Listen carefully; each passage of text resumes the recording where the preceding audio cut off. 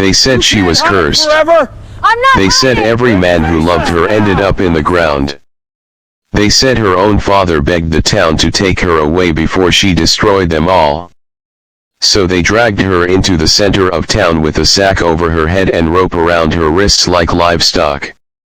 But they were wrong about one thing. She wasn't cursed. She was hunted. And the man who bought her that winter afternoon wasn't looking for a bride. He was looking for peace. What he found instead was war. High in the frozen mountains of Wyoming, where the wind never forgets and the snow buries secrets deep, two strangers would make a choice that would change the valley forever. They would stop running. They would stop hiding. And when powerful men came to claim what they believed was theirs, the mountains would answer with gunfire. Winter had only just begun. And before the thaw came, blood would stain the snow. They dragged her into the center of Laramie just after noon. The wind cut through the streets like a blade. Snow drifted between buildings. Ranch hands stood in a loose circle, boots planted in mud and ice. On the auction wagon stood a narrow-faced man named Silas Crow, waving a folded paper like it meant something. Healthy. Strong.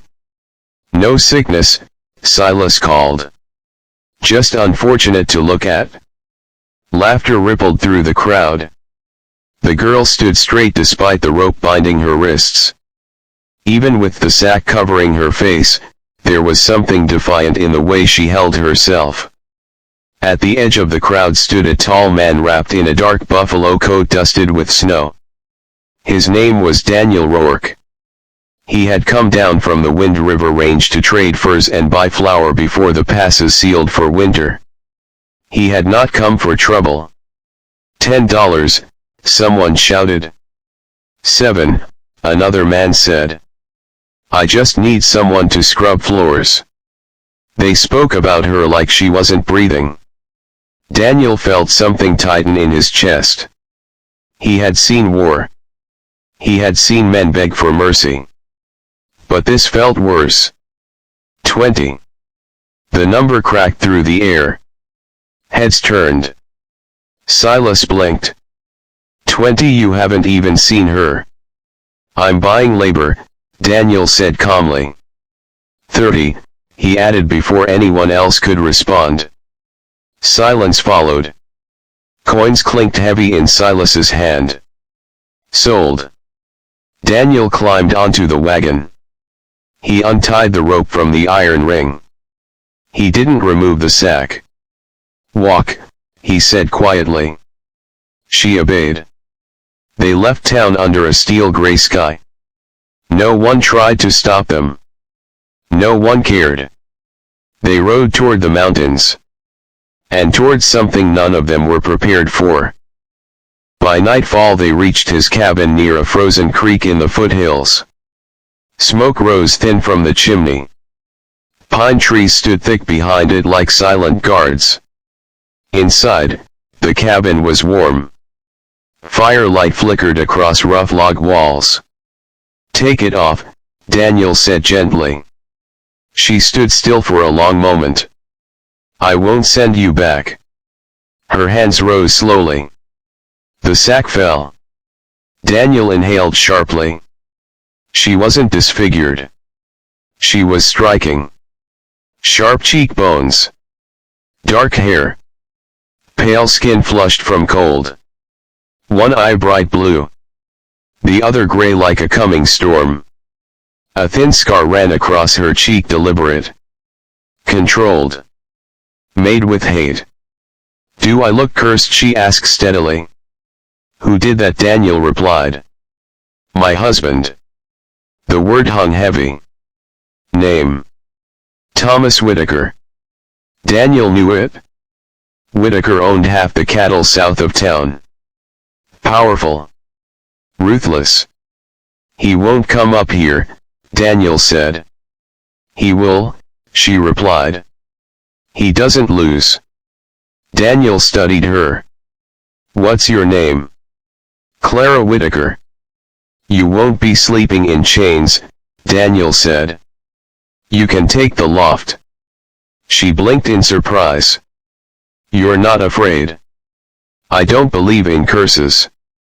For days, they worked in silence.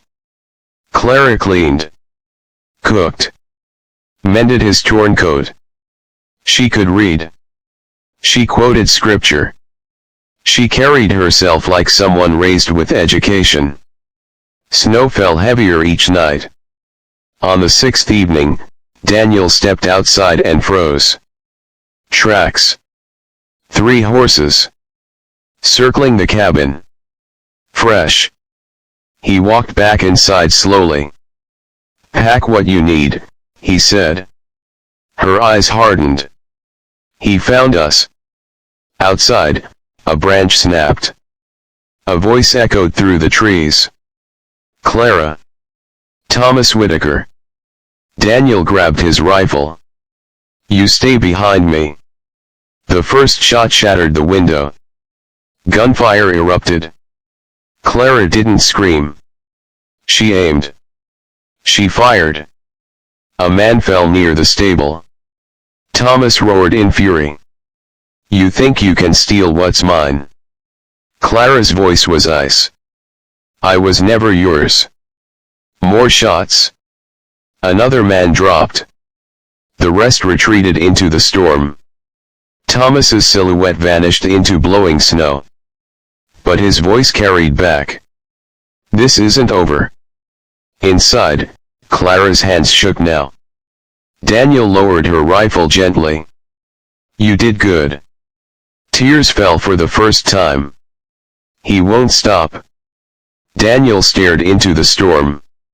"Then neither will we." The storm lasted 3 days. When it cleared, Daniel found more tracks, 5 this time. "They're watching," he said. Clara stood straighter. "Then we stopped waiting." That night they rode down into the valley. Whitaker's ranch spread wide across frozen fields. The supply barn stood stacked high with winter feed. Clara held a lantern. "No going back," Daniel warned. There never was. She tipped the lantern into the hay. Flames swallowed the barn. Men shouted. Thomas stormed from the house. Even from the tree line, they could see the rage on his face. He scanned the darkness. Clara felt calm. "He knows." "Yes," Daniel said. "Now he's angry." "Good." They rode home beneath a sky full of stars. 3 nights later, the retaliation came. Torches hit the stable roof. Gunfire tore through cabin walls. Daniel was grazed across the ribs.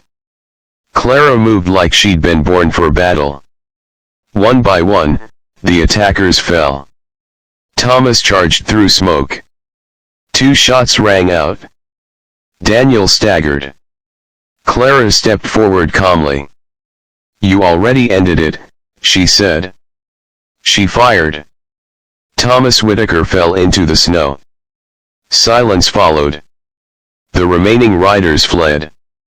Winter air felt clean again. For the first time, Clara's shoulders relaxed. "It's done," Daniel said. She touched the scar on her cheek. "I thought this meant I was ruined." "It means you survived." A week later, lawmen arrived at the trading post. Deputy Marshal Henry Callahan studied Clara carefully. Whitaker had friends, he warned. And a brother in Cheyenne. "A brother doesn't scare me," Clara said. Callahan leaned closer. "He's offering $500 for whoever brings you in." Silence. Daniel's jaw tightened. Callahan sighed. "I ain't collecting it. But someone will try." Spring began to soften the snow. 3 weeks later, the first bounty hunters arrived. Daniel was checking traps when the shots rang out. Clara rode toward the sound. 2 men in long coats. Daniel bleeding from his thigh. Clara circled through brush silently. She struck one from behind. The other fled wounded. She dragged Daniel home. For 2 days she didn't sleep. "You could leave," Daniel said quietly. She looked at him. "I don't run anymore." The real storm came in early April. Thomas's brother, Samuel Whitaker, arrived with 8 men. Not ranch hands. Gunfighters. They surrounded the cabin at dawn.